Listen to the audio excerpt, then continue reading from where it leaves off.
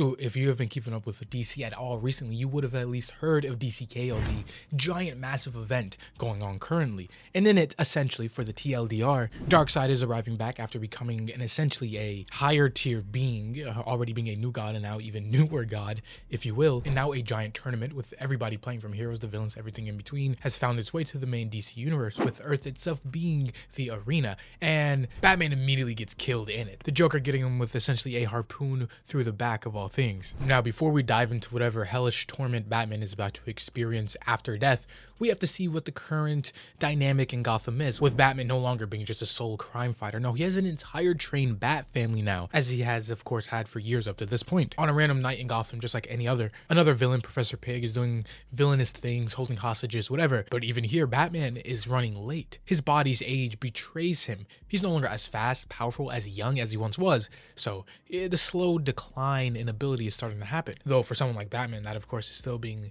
top tier human, just very, very slightly less. And eventually Batman realizes that he's just too late. No, not because Professor Pig, executed any hostages or did his master plan, but because the Bat family, his sons, got there first. Of course, having Nightwing, the leader, Red Hood, the rebel, the survivor, Tim Drake being the brains, the detective, and Damian being the heart. Each of them have grown into their own role under Batman's tutelage and his training, which only leaves Batman with one burning question. After all of this, the years of setting this up, does Gotham truly still need him? Which all of this is going to be important in a second, yes, because after the events of the tournament, the first round of it anyway, Batman of course is shot by the Joker dead. Like, he actually dies. But knowing Batman and his limitations as being just human, quote unquote, he of course planned 10 steps ahead. As soon as he dies and his heart stops, he is teleported away into some futuristic looking city. As he goes on to say, it worked. The Justice League was allowed to prepare, bring tools, weapons to help us inside of the tournament. And so Batman in this case not only built the suit he was wearing, but he secretly brought a apocalyptian armor outfitted with a very unique and special boom tube that would teleport him back home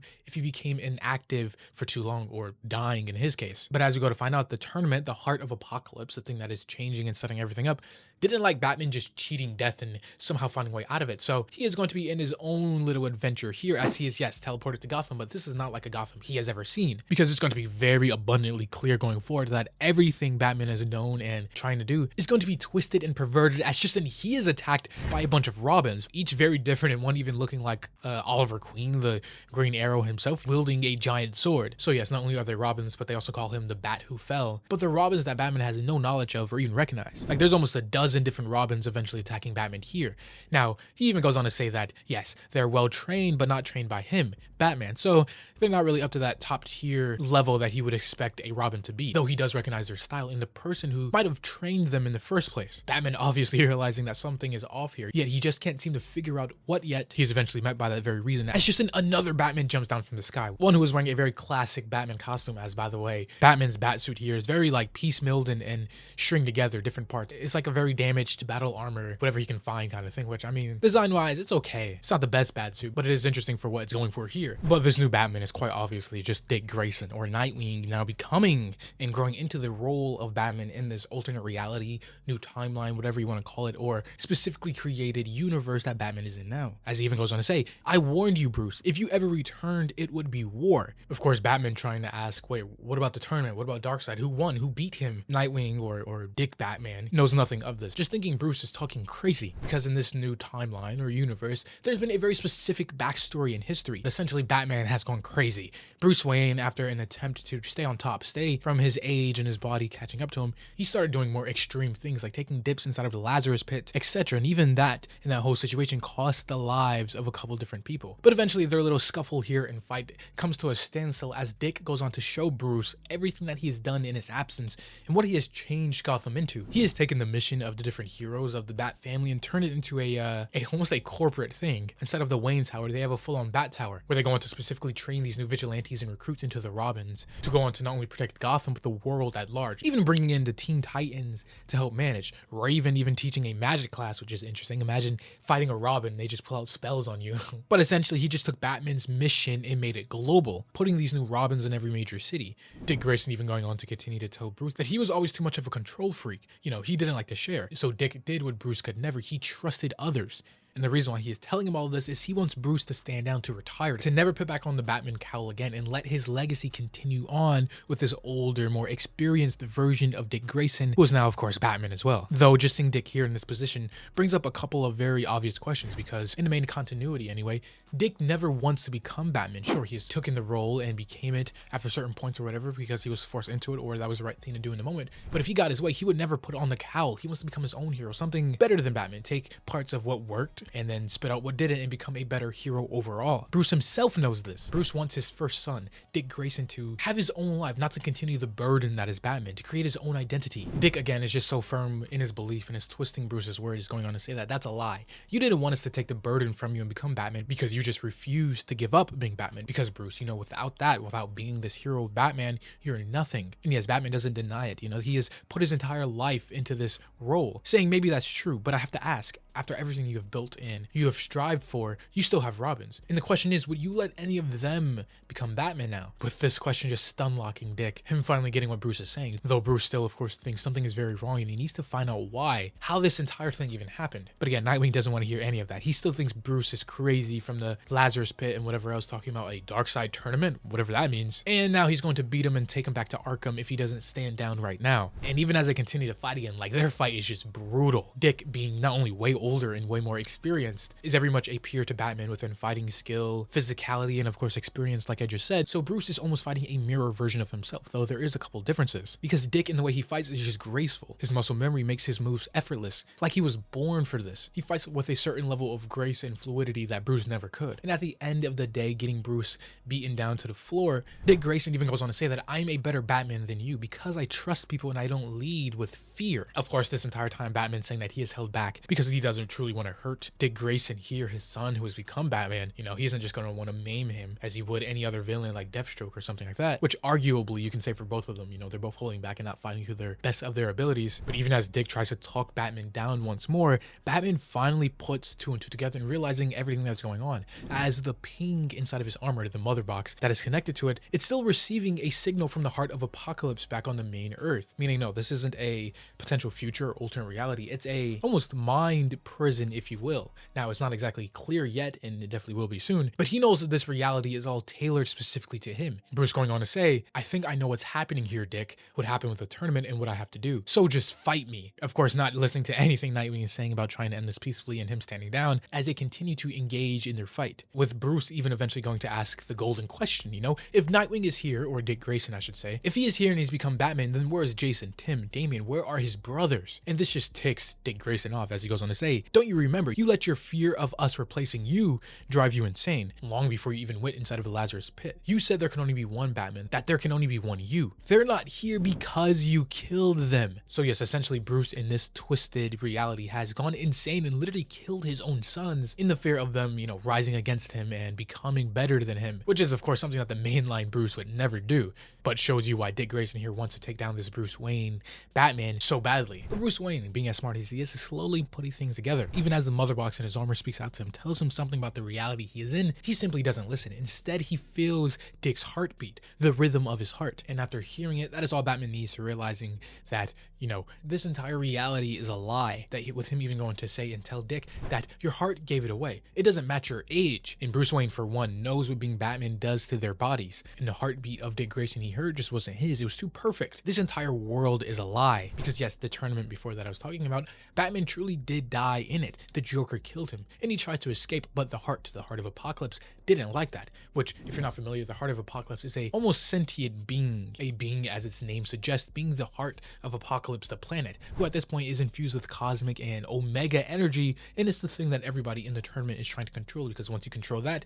you become ultra powerful and able to bend reality and fight Darkseid himself once he eventually returns. But the Heart of Apokolips didn't like Batman trying to cheat his way out of the fair tournament, and so it created this entire world for him. Different tests, different prisons, if you will, that he has to break out of each one. Of course, to Dick Grayson, who was a part of this reality, this is all just crazy talk to him. To him, he has always lived in this from birth till now, so he sees this as the real reality and Bruce Wayne as some crazy person talking nonsense. As he even goes on to say, I wanted to help you, but I see now that you're too far gone, and I don't even need to fight you myself. Look around you, my Robins are everywhere. You can never escape them. And of course, another telltale sign that this isn't truly what's happening and that this here isn't Dick Grayson and just some sort of illusion illusion in the form of him, because of this Dick Grayson, he let his Robins fight for him. The real Dick would never do that. And how Bruce, when he's Batman, he always fought alongside his Robins and not just let them do the dirty work while Batman sits by and oversees everything. And eventually, as they do fight, Batman just completely dominates all of them. Like, yes, they have superior numbers, and that's where their advantages lies,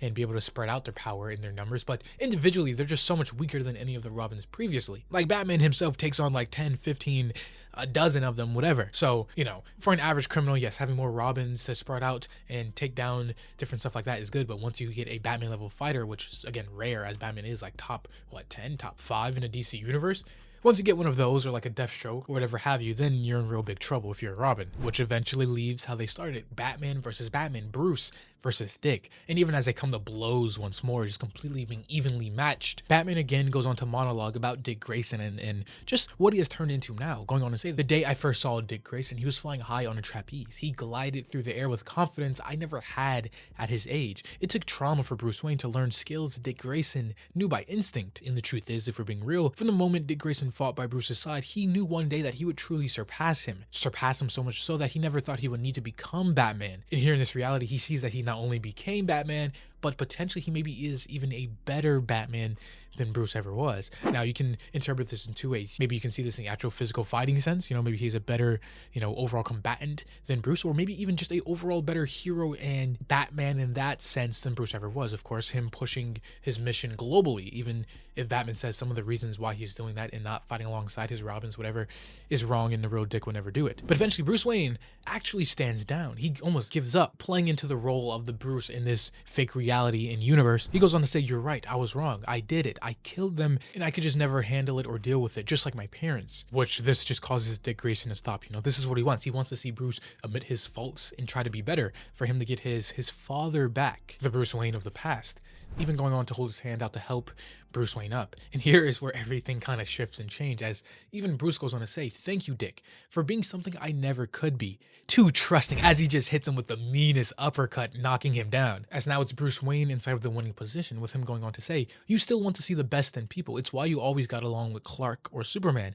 But you're not the real Dick Grayson. You never could be, because Dick actually trusts people. He doesn't just try to control them." Of course, referring to the Robins and his whole initiative there. Batman continues saying that, "I now see what the Heart of Apokolips wants me to do. The same thing I told Clark before. It wants me to not hold back," as he just drives down a spear to kill Dick Grayson here. But before he's able to land the final blow, suddenly something inside of him, the armor, the mother box, Heart of Apokolips, whatever you want to call it, shifts reality once more, because he successfully passed the test. He beat Dick Grayson, a better Batman, as he even said himself, and eventually came to terms with this whole reality being a lie, and even going on to deal the final blow. And so now he needs a whole new challenge with a whole new boss, and that, of course, being Red Hood version of Batman here, Jason Todd. Of course, if you can see the pattern here, he's going to go through the line of Robins and see the almost worst future versions of them and what they've been pushed to, and take them down one by one, if he even can survive this entire ordeal. Now, in this reality, it seems like not only is Jason Todd Batman, but Bruce is chained up and imprisoned inside of this version of Arkham. Now, it's actually really funny in this case, because this version of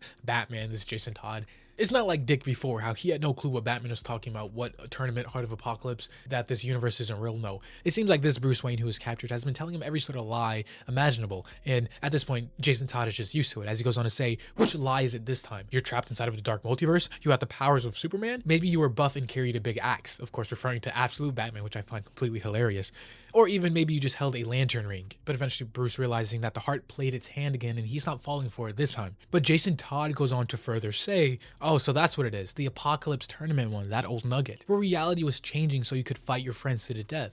Bruce, I thought you were dead. And then one day you're just here, talking about alternate realities where the other Robins and other heroes, his brothers, were still alive. And not a day goes by where he doesn't think about his family." Of course, I'm pulling the helmet off and revealing a older, more gruffled and war-torn version of Jason Todd. And here's the big thing that comes full circle in a second, as Jason Todd continues to tell Bruce Wayne here that here's the thing. You and I both know you're not really Batman, are you? That this isn't right. Isn't it Clayface? Of course, in this universe, Bruce Wayne being dead or just gone or something, and Jason just thinks that Clayface is taking Batman's form for whatever reason that Clayface would even want to. But eventually, they fall into the same sort of issue that Batman had with Dick Grayson. They need to fight, and Batman needs to overcome this version of Jason Todd Batman that is here, if he wants any hope of escaping this entire trial, if you will. With Batman mid-fight realizing that this time the Heart crafted this world around his fears. His fear that he let Gotham down, that he let Jason down, that by not killing his enemies, putting them out once and for all for them not to recommit the same crimes, that he was failing his city and the people he loved. That Jason's struggle, his struggle to not,